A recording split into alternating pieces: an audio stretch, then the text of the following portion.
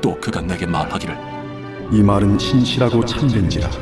주 곧 선지자들의 영의 하나님이 그의 종들에게 반드시 속히 되어질 일을 보이시려고 그의 천사를 보내셨도다. 보라, 내가 속히 오리니 이 두루마리의 예언의 말씀을 지키는 자는 복이 있으리라. 이것들을 보고 들은 자는 나 요한이니 내가 듣고 볼 때에 이 일을 내게 보이던 천사의 발 앞에 경배하려고 엎드렸더니 그가 내게 말하기를, 나는 너와 내 형제 선지자들과 또 이 두루마리의 말을 지키는 자들과 함께 된 종이니 그리하지 말고 하나님께 경배하라. 이 두루마리의 예언의 말씀을 인봉하지 말라. 때가 가까우니라. 불의를 행하는 자는 그대로 불의를 행하고, 더러운 자는 그대로 더럽고, 의로운 자는 그대로 의를 행하고, 거룩한 자는 그대로 거룩하게 하라. 보라, 내가 속히 오리니 내가 줄 상이 내게 있어 각 사람에게 그가 행한 대로 갚아주리라.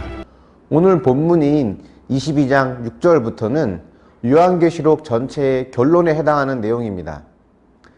1장 1절부터 8절까지가 서론이고 22장 6절부터가 결론이라고 볼 수 있습니다. 그런데 이 서론과 결론의 내용을 비교해 보면 서로 같은 내용을 말하고 있다는 것을 알 수 있습니다.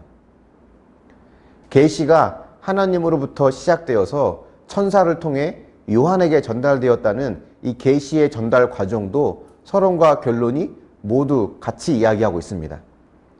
또 이 예언의 말씀들이 속히 이루어질 것이라는 것도 서론과 결론에서 모두 말하고 있습니다.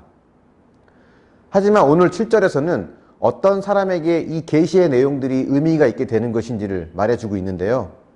즉, 이 말씀들은 누구에게는 중요한 의미가 되지만 누구에게는 의미가 없다는 것을 뜻합니다.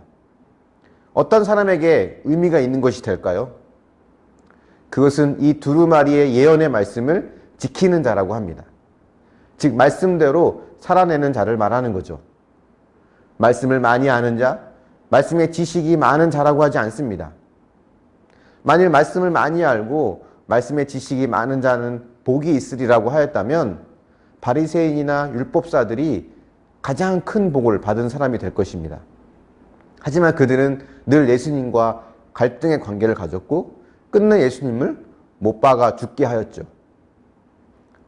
삶이 없는 지식, 살아내는 과정이 없는 말씀이 곧 죽은 믿음이고 죽은 종교에 불과하다는 것을 우리는 알 수 있습니다. 올 한 해도 얼마 남지 않았죠. 한 해를 돌아보며 점검해보는 시간을 가져봤으면 좋겠습니다. 다른 것보다 내가 올 한 해 동안 말씀대로 살아내고자 고군분투하는 삶을 살았는가를 체크해 보십시오. 혹시 말씀대로 사는 게 힘들다고 멈추진 않았는지 한번 돌아봤으면 좋겠습니다. 말씀대로 사는 삶이 무엇보다 저와 여러분에게 올 한 해 삶의 흔적으로 남아있길 바랍니다.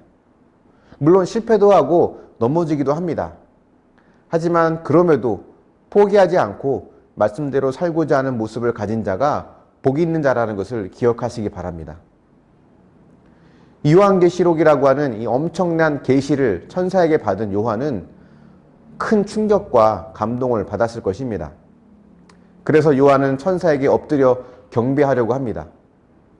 그러자 천사는 경배받을 이는 오직 하나님뿐이라는 것을 이야기하면서 하나님께만 경배하라고 합니다.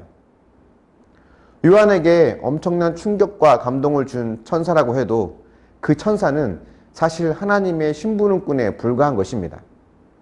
그는 계시의 전달자이지 계시의 창시자는 아닙니다. 그저 전달되는 통로에 불과하다는 것입니다. 하나님은 이처럼 어떤 것을 통로로 사용하여서 우리에게 복과 은혜를 주시기도 합니다. 때론 직장을 통해, 학벌을 통해, 건강을 통해, 또는 좋은 사람들을 통해 그 복과 은혜를 경험하게 하기도 하십니다. 그때 우리가 착각하기 쉬운 것은 그 직장이나 학벌, 건강, 좋은 사람들이 복의 출발이라고 생각하는 것입니다. 그것들은 모두 복의 통로일 뿐입니다. 그런데 우리는 요한이 하려고 했던 것처럼 통로에 불과한 것을 경배하려고 할 때가 많습니다. 좋은 직장이, 또 학벌이, 좋은 사람들이 나를 구원해주고 위로해주고 나를 책임져 줄 거라고 여기고 또 그것을 찾고 또 찾는 거죠. 그것은 바로 그것을 예배하고 또 예배하는 행위라고 볼 수 있습니다. 우리가 찾고 예배해야 할 분은 오직 하나님 뿐입니다. 그 통로를 주신 하나님께 감사하고 그 통로는 말 그대로 통로에 불과하기에 그것의 마음을 빼앗기지 않도록 해야 하는 것이 우리가 가져야 할 자세입니다.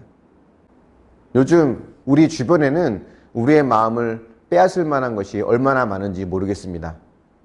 그것들이 나의 목표가 될 때 그것은 나의 우상이 되는 것입니다. 오직 하나님만이 나의 목적이 되길 바랍니다. 주님을 갈망하고 사모하는 저와 여러분이 되어서 더 큰 믿음과 사랑으로 하나님께 나아가는 우리 모두가 되길 바랍니다.